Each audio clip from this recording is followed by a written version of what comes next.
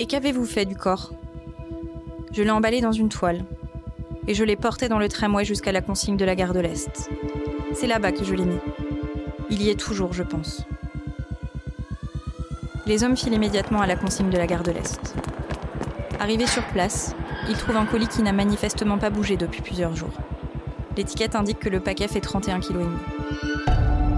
À l'intérieur, le corps de la petite Marthe, en sang.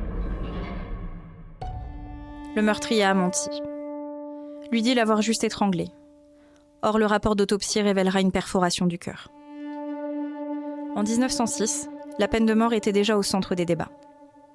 Armand Fallières, le président de la République, est un farouche opposant aux exécutions. La Chambre des députés, acquise à sa cause, s'apprête à voter l'abolition. Mais le 31 janvier 1907, le meurtre de la jeune Marthe Herbelding va changer l'opinion des députés.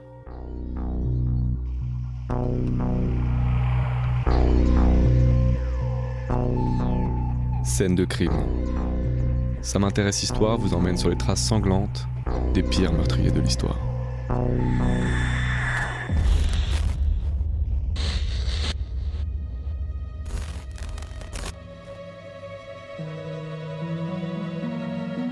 Ce jour-là, Julienne Soleillant a réussi à dégoter 2 billets de faveur pour aller à Bataclan, comme on disait à l'époque.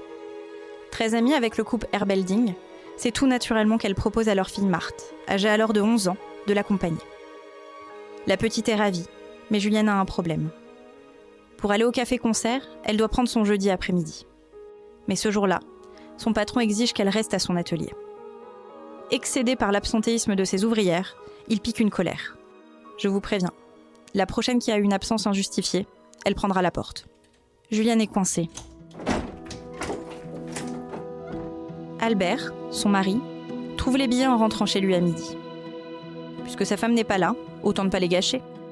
Il se prépare pour le spectacle et va chercher la petite Marthe vers 14h30. Et voilà donc parti pour Bataclan.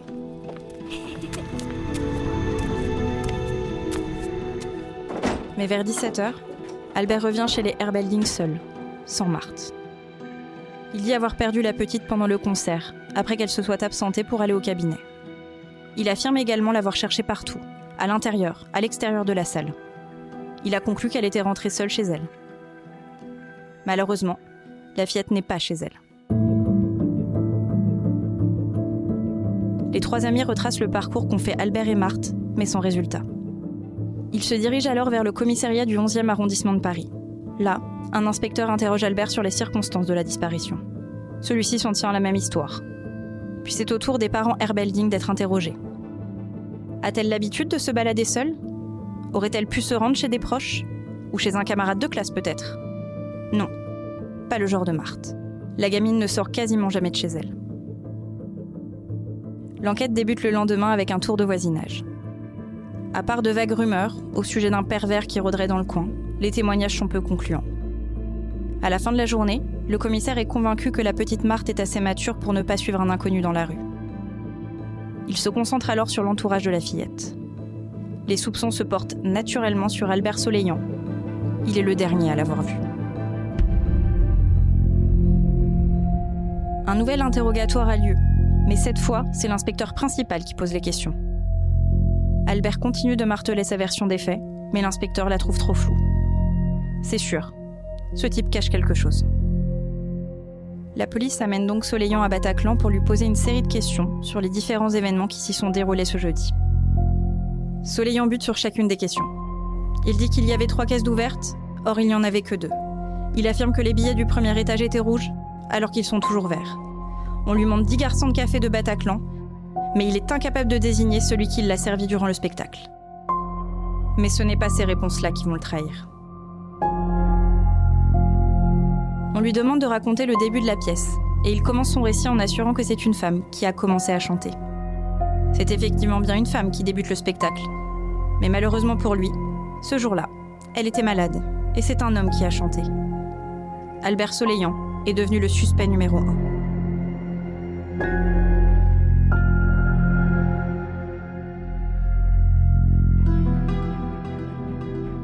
Le passé de Soleillant ne plaide pas non plus en sa faveur.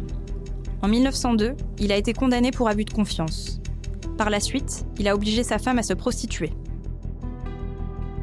En 1906, il a également tenté de violer sa belle-sœur, en la menaçant avec un poignard. La police manque encore de preuves pour pouvoir l'inculper dans la disparition de Marthe. Soleillant est tout de même interpellé le 3 février 1907, à 6h du matin.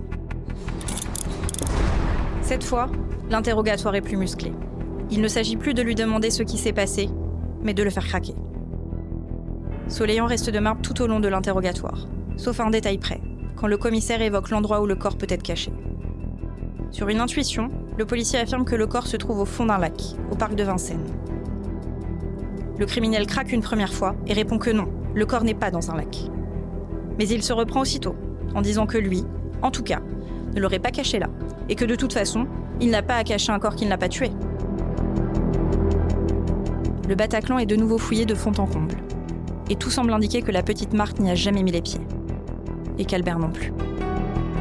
Les policiers vont donc au bois de Vincennes, en suivant l'intuition de l'inspecteur général. Mais après avoir interrogé les personnes travaillant au bois et avoir fouillé les différents lacs, le corps n'est pas dans le parc. Les recherches n'avancent pas. Le seul moyen de savoir où est la petite Marthe est de faire craquer Soleillant.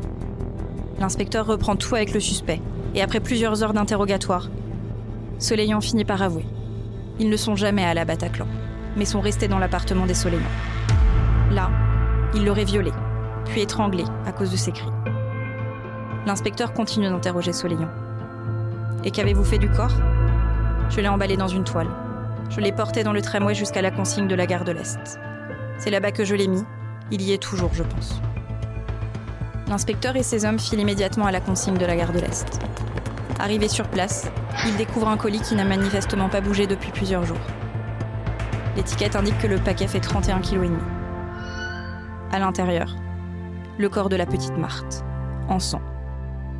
Soleillant a menti. Lui dit l'avoir juste étranglée. Or, le rapport d'autopsie révélera une perforation du cœur.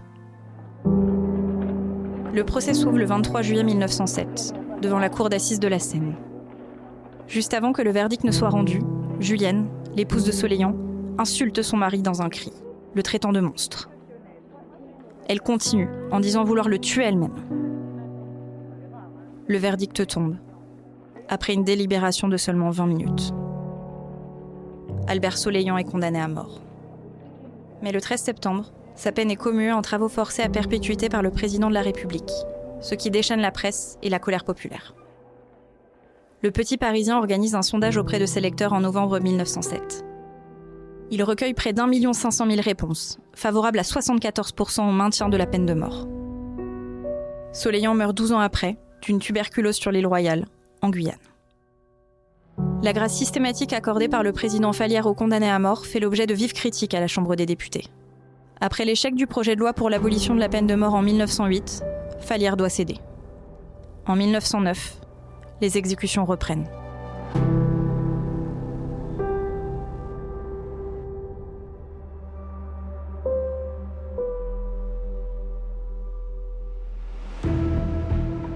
Ce podcast a été écrit par Thomas Hérigaud et raconté par Laure-Emeline Poirier. Envie de frissonner davantage ? Retrouvez actuellement en kiosque dans notre magazine Ça m'intéresse Histoire 30 nouveaux meurtres qui ont changé l'histoire de France. Suivez pas à pas les enquêteurs dans leur traque et pénétrez l'esprit de ces meurtriers. Pour tout abonnement au magazine Ça m'intéresse Histoire, recevez 15% de réduction avec le code promo CRIME sans S sur prismashop.fr.